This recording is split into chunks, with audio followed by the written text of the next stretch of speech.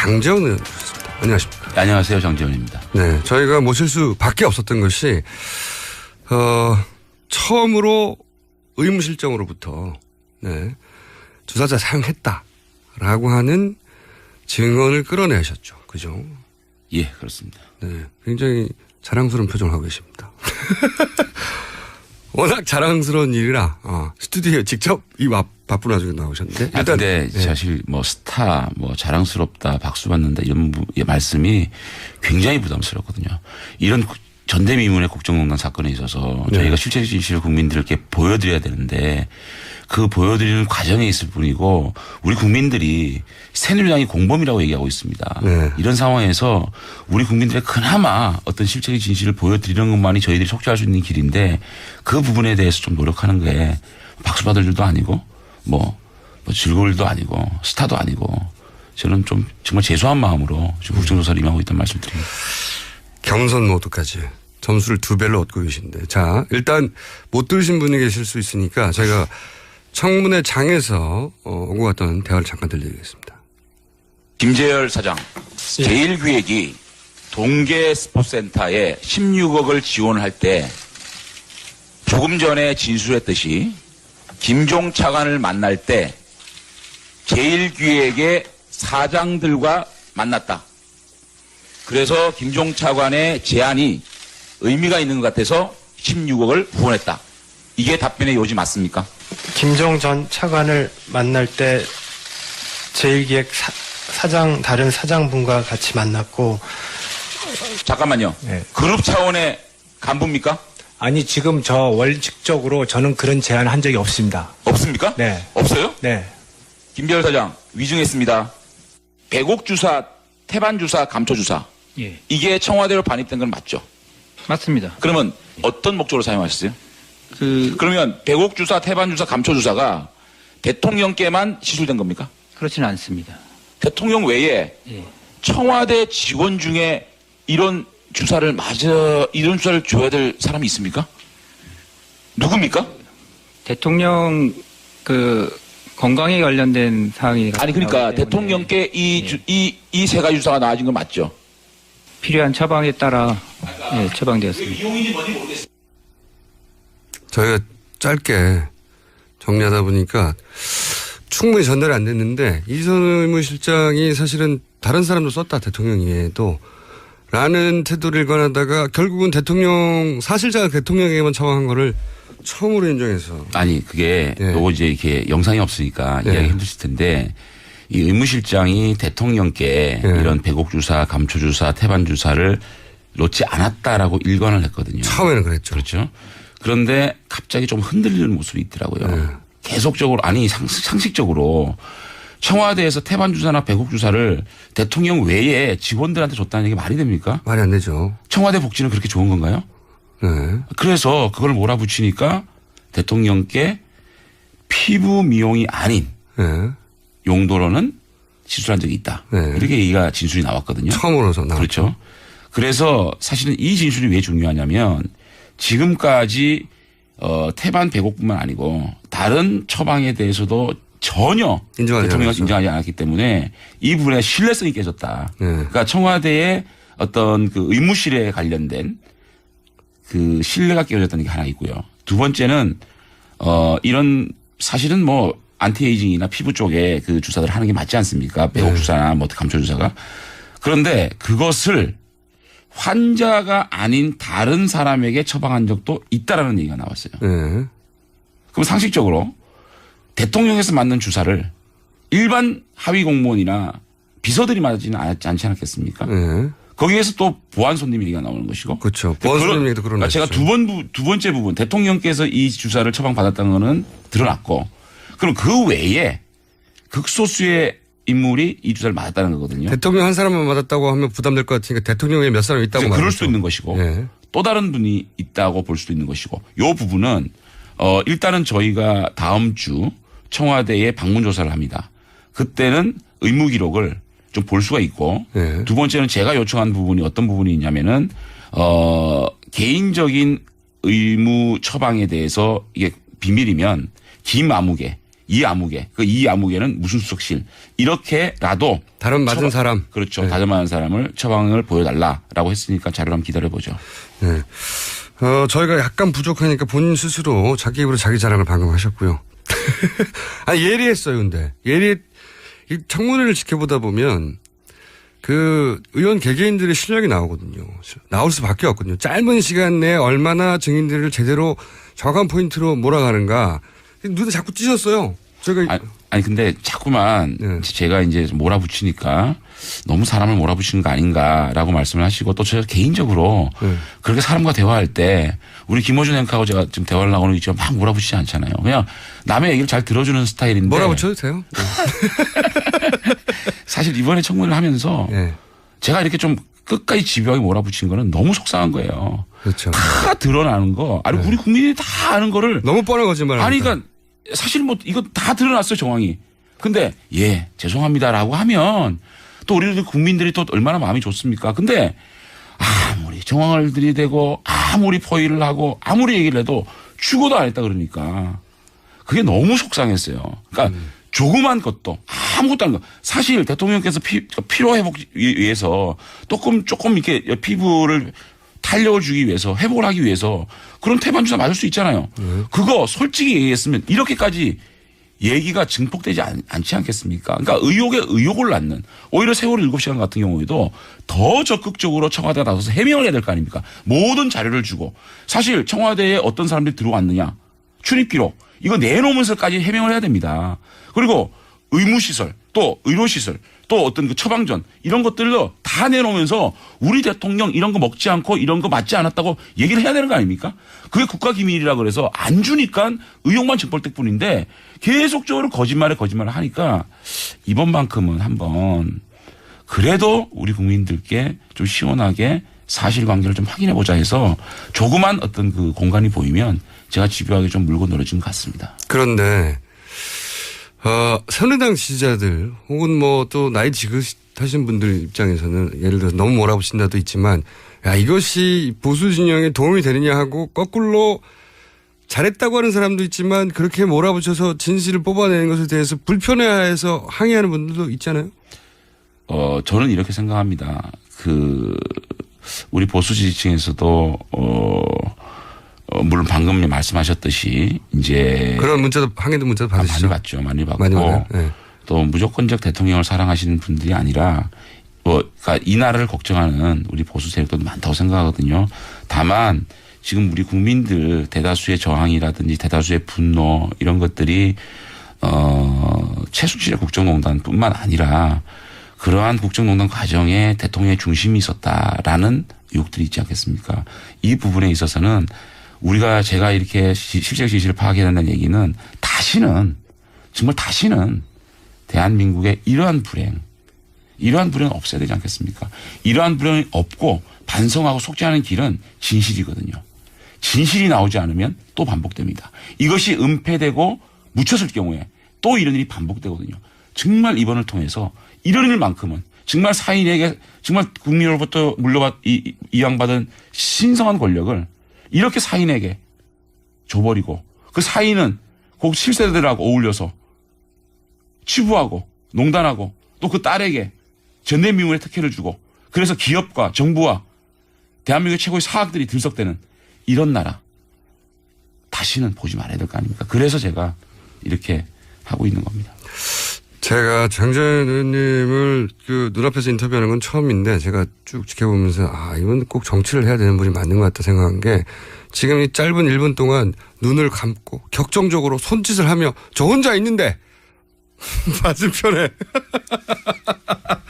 이분은 꼭 정치를 하셔야 되는 분이 맞다. 저를 설득하기 위해서 표정 손짓 눈을 감았다가 떴다가 이분 꼭 정치하실 분인 것 같고요. 잘 어울리시는 것 같아요. 근데 또 그 직전에 표창원 의원과 사대 대전이 한번 있었습니까? 사대 대전.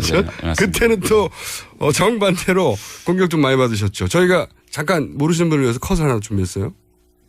예의가 먼저 차리세요. 오케이. 어떤 말을 공개해놓고 봅시다. 할 짓을 해야지 말이야. 뭐? 장재원, 왜 표창원? 이리 와봐. 할지? 아니, 자, 의원님. 야. 장면 이러면 안 돼. 아이, 빨리. 장모님! 자. 자, 우리, 새누리당 의원님도 좀 들고 가시지. 왜 나가시오? 아니, 왜 그렇게 오버하시는 거예요, 도대체? 들고 가시지, 들고. 자, 여기 직전까지는 장재현 의원님 화이팅입니다. 장재현 의원님 국조보고 감사했어요. 정말 고맙습니다. 속이 시원합니다. 이런 문자가 오다가 이 커트가 나갔네요, 이제. 정말로 제가 국민 여러분께 다시 한번 죄송하다는 말씀을 드립니다. 우리 국민들께서 국회를 바라보면서 막말과 고성이 오가는 것에 대해서 가장 싫어하는데 그날 제가 조금 격앙된 감정을 조절하지 못하고 이런 모습을 보이고 조금 고성이 되고 또 정말 국민들께 죄송한 말씀을 드립니다만 저는 사실은 그때 왜 이렇게 격앙된 감정이었냐면 표창원 의원의 그런 행동이 아직까지 저는 납득이 안 됩니다. 용납이 안 됩니다. 왜 제가 네. 저의 정치적 소신이나 양심이 표창원 의원의 잣대로 표창원의 분류로 그렇게 재단되어지고 보여져야 되는 데 대해서 저는 그 부분에 대해서는 아직까지 용서할 수가 없습니다. 왜? 저는 최순실 농단 사태가 벌어지고 난 다음에 가장 먼저 선명하게 언론에 제 이름을 대고 공개적으로 탄핵 부분을 선명하게 말한 사람입니다. 네. 그런데 제가 박근혜 대통령의 눈치를 보고 있는 사람으로 분류되어졌습니다. 이것은 그리고 제가 표창원 의원한테 가서 의원님 저는 그렇지 않거든요. 그 페이스북에서 좀 바꿔주실래요? 라고 얘기할 이유도 없는 겁니다. 표창원 의원의 페이스북이 왜 제가 그 페이스북에다 대고 제 정치적 소신과 양심을 얘기해야 됩니까? 그 잣대로 그게 무슨 잣대인지 모르겠습니다. 자기 잣대로 왜 동료 의원 똑같은 권한을 가지고 한 표를 가지고 있는 동료 의원을 자기의 잣대로 평가하고 분류를 하냐고요. 그 부분에서 전 절대로 용납할 수 없기 때문에 알겠습니다. 저희가 그 감정을 표현하고 또 그렇게 격하게 나온 거는 정말 국민에게 죄송하고 앞으로 그렇지 않겠다 말씀을 드리지만 표창원 의원이 잘못했다는 부분에 대해서는 저는 아직까지 저는 강력하게 얘기를 하는 겁니다. 이 부분은 저희가 또 표창원 의원한테 요 빌미로 또 인터뷰 한번 해야 되겠네요. 예. 네. 자, 그건 그렇게 일단락을 하고 방금 이제 탄핵 얘기 하셔가지고 이 걱정이 많아요. 이게 이제 왜냐면은 비박계도 한번 흔들렸다가 네. 다시 전열을 정비했고 네네. 그리고 아직 이틀이 남았지만 최근에 전국은 뭐 아침 다르고 점심 다르고 저녁 다르잖아요. 네네. 그러다 보니까 이게 과연 물론 탄핵이 돼야 된다고 생각하시는 분도 있고 아닌 분도 있지만 여론조사를 보면 뭐 기관들마다 조금씩 다르지만 대부분 70%가 넘거든요. 80% 넘는데. 이게 압도적인 거거든요. 사실은 탄핵이 꼭 가결돼야 된다는 게. 어떻게 생각하십니까 지금? 근데 이제 비박계뿐만 아니고 이게 새누리당 전체의 문제입니다. 이 탄핵이 만약에 부결됐을 경우에 저희들이 상상할 수 있는 이상의 그럼요. 엄청난 파장이 생길 겁니다. 국민적 저항이나 분노가 이제 국회를 덮칠 거고 맞아요. 대한민국의 선출 권력이 청와대와 국회인데 청와대는 이미 마비된 상태고 국회까지 마비되면 대한민국은 완전히 이제 갈 길을 잃어버린 상황이 됩니다. 이런 상황을 방치할 것이냐는 하나 하고 그다음에 처음에 저희가 대통령 3차 담화가 나왔을 때 4월 하야 이 부분에 대해서 야당과 합의를 해봐라라고 얘기했던 부분은 그 당시만 해도 만약에 야당과 합의가 되냐면 탄핵이냐 하야는 선택이거든요. 네. 그렇다면 하야도 정치적 일정을 정확하게 제시한다는 측면에서는 뭐 괜찮은 거 아니냐. 옵션이 될 수도 옵션이 있다. 될 수가 있다는 생각에서 탄핵이냐 하야에서는 하야의 무게를 뒀는데 그것을 야당이 합의해 주지 않는 순간 탄핵이냐 아니냐로 가는 겁니다. 예. 야당이 합의를 안 해주고 상정을 해버렸을 경우에 그거는 선택을 이제 우리가 해야 되는 거 아닙니까? 그리고 새누리당은 지금 자신들이 무슨 정치 일정을 리더하고 또 자신들이 정치를 내놓고 할 수 있는 자격이 없는 거예요. 그러니까 어떤 안이 나오면 이것을 어떻게 선택하는 문제지 우리가 국민들한테 이런 걸 제시한다? 국민들이 새누리당 공범으로 얘기하고 있지 않습니까? 그건 오만이라고 생각을 하고요. 그렇다면 탄핵이냐 아니냐는 상황이 오버린 거예요. 내일. 그렇다면 탄핵이 오히려 전국을 수습하고 그래도 촛불 민심을 헌법적 테두리 내에서 가지고 옴으로 인해서 그 촛불을 집으로 현업으로 학교로 돌려보낼 수 있는 유일한 길이 탄핵이다. 그렇게 생각이 미치면 저희 비박뿐만 아니라 중도에 있는 의원님들도 냉정하게 이 사태를 바라보고 동참해 주지 않겠느냐라고 조심스럽게 저는 생각해 봅니다. 새누리당에서 몇 표 나올 거라고 생각하십니까? 탄핵 찬성. 얼마 전까지는요. 얼마 전까지는 저희가 비상시국회를 만들고 계속해서 저희가 대표자와 제가 이제 실무자 연석회를 하면서 그분들과 많은 대화와 토론과 고민과 함께 왔는데 그런 분들은 저는 찬성할 거라고 보고요. 네. 그다음에 일반적으로 저희들이 중도에 있는 여러 의원님들 이렇게 말씀을 나눠보면 저는 200표의 탄핵 가결수는 넘는다. 넉넉하지는 않지만 상당히 가결하는 데는 문제가 없을 정도의 의원수는 있지 않겠느냐 이렇게 봅니다. 통과는 될 거라고 보시는 거네요. 그렇습니다. 네. 조심스럽습니다. 근데 이제 그 친박 입장에서는 탄핵이 되면 그 자신들에 대해서 정치적 사형 선고라고 받아들이는 것 같아요. 그래서 저희가 이제 보도하기로도 뭐 2인 1조 얘기도 한번 했었고 2인 1조의 협박이 있는 것 같다. 제보에 따라 보니 그런 것도 그런 얘기도 했었고 실제 보니까 그런 압력이 이현 의원이 있었던 것 같다는 저희가 얘기도 들었다고 들었다고 얘기했는데 뭐 이렇게 보이지 않는 손에 대한 얘기도 있지 않습니까? 그때 의원총회에서 수도권 초선 의원 한 분이 저희들에게 보이지 않는 손이 없다고 말할 수 있습니까라는 얘기를 아주 솔직하게 하시더라고요. 의원총 공개적 발언으로. 그걸 보면서 느낀 게 뭐 저한테는 그런 전화나 의원님은 입당을 워낙 일찍 정하셨으니까요. 전혀 없는데 정말 이럴까. 이건 아닌데 정말 이렇게 대한민국에서 가장 중요한 일에 국회의원으로서 이 현재의 국회의원으로서 자신의 소신과 양심에 따라서 이건 해야 되는 겁니다. 어느 누구도 그 국회의원에 대한 어떤 탄핵 표결에 대한 찬반을 강요하거나 또 얘기해서는 안 됩니다. 근데 보이지 않는 손이 없다고 할 수 있느냐는 공개 발언이 있었다는 거죠. 그렇죠. 의원총회에서 있었습니다. 뭔가 안타깝고 정말 지금이라도 중단해야 됩니다. 근데 그게 이제 2인 1조가 실패했다면 이제는 뭐 맨투맨으로 붙어서 조금 유연한 방식으로 회유하거나 설득하거나 읍소하거나 기타 등등의 방식이 있지 않을까요? 그럴 것도 같은데. 근데 그런 일이 있다 하더라도 네. 우리 새누리당 의원님들 또 특히 이번에 처음으로 국회의원에 들어오신 분들이 이 순간에 대한민국을 생각하고 대한민국이 어디로 가는 게 아니죠. 대통령을 끌어내자는 게 아닙니다. 대통령을 무조건 대통령이 잘못했으니까 무조건 그만둬라 뭐 이런 게 아닙니다. 지금 대한민국을 진정시키고 대한민국을 정상화시킬 수 있고 그래도 대한민국을 이 촛불을 수습할 수 있는 유일한 게 탄핵이거든요.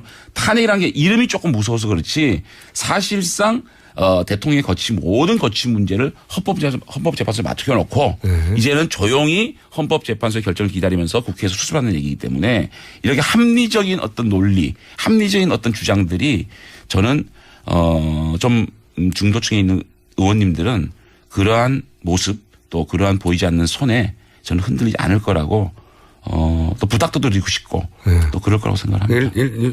제가 궁금한 건 그 이후로 이제 좀 유연하게 1대1의 방식으로 이렇게 연락 오고 이야기하고 꼭 이렇게까지 해야 되겠냐고 그런 거 있죠, 시도들이 좀. 저는 모르겠습니다. 저한테는 그런 전화는 안 오니까요. 네. 그런 얘기 들어보신 적은 없어요? 글쎄요. 있다는 표정인데. 아까 밖에서 얘기하고 좀 다르신 것 같은데. 자, 이런 문자가 하나 왔어요. 아마 이분은 표창원 의원 열성 지지자인가 봐요. 청문회에서 워낙 잘하셔서 표창원 의원 지지자인데도 불구하고 표창원 의원 괴롭힌 거 한번 봐드릴게요. 이거 지지자가 이러기 쉽지 않거든요. 그만큼 잘하신 거예요. 아니요. 근데 표창원 의원 개인의 문제가 아니고요. 네. 저는 이렇게 국회의원의 정치적 소신과 양식을 어떤 한 개인이 재단할 수는 없는 겁니다. 그분이 언론도 아니고. 언론도 전화가 와서 실명 게재를 물어보거든요. 저는 실명 게재를 허락했기 때문에 각종 방송에서 제가 탄핵 찬성자로 나가는 거거든요. 그건 자신이 결정하는 문제지 타인에 의해서 강요받을 부분은 아니라고 생각합니다. 네, 여기 그 부분에서 사실 뭐 그분 어떤 분인지 모르겠는데 저는 그분도 사랑하고요. 고맙고요. 어쨌든 표창원 의원과 개인적으로 친합니다. 늘 방송에서 토론도 같이 했고 해왔는데 이런 부분에 대해서는 표창원 의원하고 뭐 악수도 했고요. 그래서 그런 부분은 화해를 했습니다. 다만 서로 이런 방식 정치를 대하는 방식이 틀린 거잖아요. 그래서 개인적인 어떤 표창원 의원과의 감정은 아니라는 말씀을 드립니다. 알겠습니다. 저희가 첫 번째로 꼽은 청문회를 제대로 스타라는 표현을 쓰지 않을게요. 제대로 청문회 정신에 맞게 질의하고 성과를 낸 의원으로 저희가 첫 번째로 선정하신 분이고 이제 탄핵 의결이 내일인데 만약에 탄핵이 가결이 안 되면 다시 한번 제일 먼저 불러서 혼을 내줄 분으로. 알겠습니다. 자, 스튜디오 직접 나오셨습니다. 바쁜 와중에도. 오늘 말씀 여기까지 듣겠고 자주 나와주십시오. 고맙습니다.